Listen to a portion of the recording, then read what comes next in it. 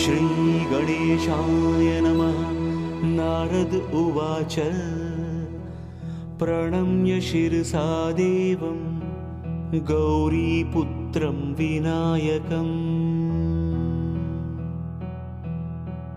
भक्तावासं स्मरिन् नित्यं आयुः कामार्थसिद्धये।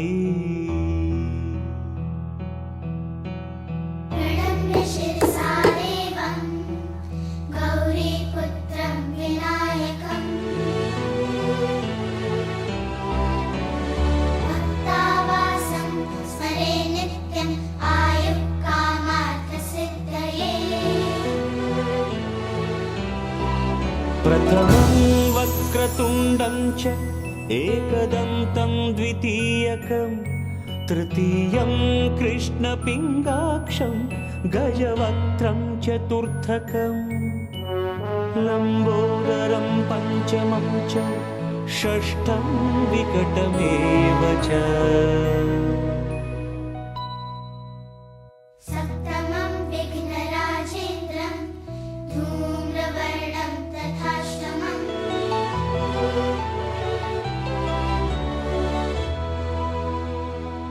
नवमं भालचन्द्रं च दशमं तु विनायकम्, एकादशं गणपतिं द्वादशं तु गजाननम्।